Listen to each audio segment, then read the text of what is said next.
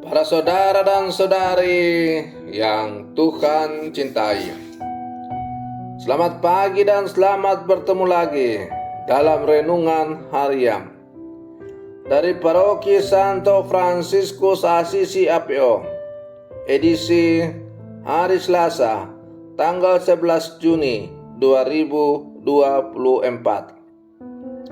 Hari ini Gereja Semesta memperingati peringatan wajib Santo Barnabas Rasul.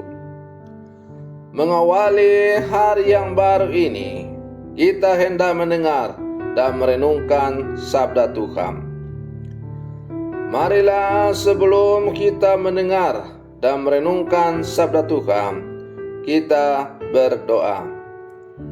Dalam nama Bapa dan Putra dan Roh Kudus. Amin. Allah Bapa, pemelihara kehidupan, Engkau telah memilih Santo Barnabas yang penuh iman dan Roh Kudus untuk mempertobatkan bangsa-bangsa.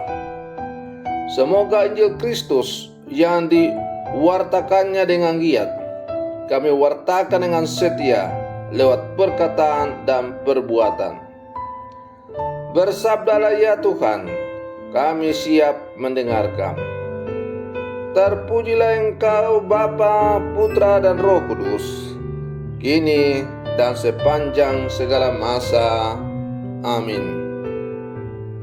Para saudara dan saudari yang Tuhan cintai, sabda Tuhan yang hendak kita dengar dan kita renungkan untuk mengawali hari yang baru ini diambil dari Injil Matius pasal 10 ayat 7 sampai 13. Tuhan bersamamu.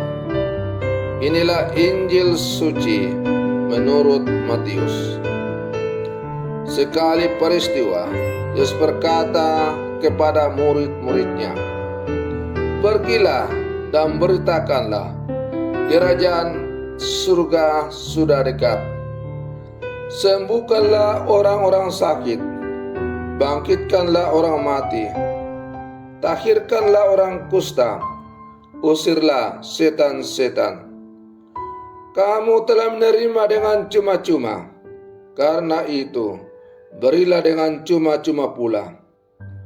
Janganlah kamu membawa emas atau perak atau tembaga dalam ikat pinggangmu. Janganlah kamu membawa bekal dalam perjalanan. Janganlah kamu membawa baju, 2 helai, kasut atau tongkat, sebab seorang pekerja patut mendapat upahnya. Apabila kamu masuk kota atau desa, carilah di situ seorang yang layak dan tinggallah padanya sampai kamu berangkat. Apabila kamu masuk rumah orang, berilah salam kepada mereka.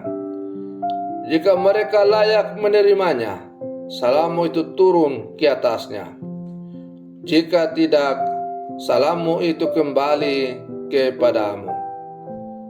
Demikianlah sabda Tuhan. Para saudara dan saudari yang Tuhan cintai, perutusan yang berat dan tidak mudah adalah mewartakan pertobatan. Membawa orang untuk mengubah jalan hidupnya menjadi lebih baik, atau meninggalkan cara hidup yang lama yang tidak sesuai dengan kehendak Allah menuju kehidupan baru yang sesuai dengan kehendak Allah. Mungkin kadang-kadang kita mengatakan kepada diri kita sendiri bahwa itu bukan tugas saya, itu tugas Tuhan. Mengapa kita berbicara demikian? Karena kita merasa diri lemah dan tidak mempunyai kekuatan untuk mempertobatkan orang. Karena itu, Yesus mengutus para murid untuk menemukan domba-domba yang hilang. Para saudara dan saudari yang Tuhan cintai, jangan dikira bahwa ketika kita bisa berjumpa dengan domba-domba yang hilang, kita akan langsung mengalami sukacita dan damai saja. Sebaliknya, kita akan memperoleh banyak tantangan dan perlawanan dari mereka. Sebab mereka sudah mempunyai cara berpikir sendiri. Mereka juga mempunyai luka hati tersendiri yang belum sembuh. Mereka akan meremehkan kita. Mereka akan mencibir kita. Mereka akan berkata kepada kita, "Jangan sok suci kamu." Mereka akan menentang kita. Bahkan mereka menggigit kita dengan kemarahan dan kejengkelan pada Tuhan dan sama yang pernah melukai mereka. Para saudara dan saudari yang Tuhan cintai, itulah situasi nyata yang akan kita hadapi ketika kita diutus Yesus dalam dunia dewasa ini. Karena itu Yesus tidak menghendaki kita membawa banyak bekal, tongkat, baju, makanan. Jikalau terlalu banyak membawa bekal, kita tidak akan sabar menghadapi mereka dan mudah meninggalkan mereka. Akibatnya, tidak akan terjadi pertobatan dan penyelamatan. Kita akan mudah terpancing untuk marah, bahkan memukul mereka dengan bekal yang kita bawa. Maka Yesus menghendaki dalam perutusan yang kita andalkan hanyalah satu, yaitu Yesus sendiri dengan kekuatan kasih dan kerahimannya. Para saudara dan saudari yang Tuhan cintai, menjadi murid Yesus merupakan sebuah panggilan dari Allah. Artinya, Allah mempercayai manusia, mengistimewakannya dan menganugerahinya rahmat yang tak ternilai. Terhadap setiap panggilan Allah itu, orang beriman harus siap untuk kemudian menerima tugas perutusannya. Panggilan itu tidak saja berarti bahwa kita bersekutu dengannya, tetapi sekaligus juga menjadi mitra kerja Allah agar semakin banyak orang yang dipersatukan dengannya.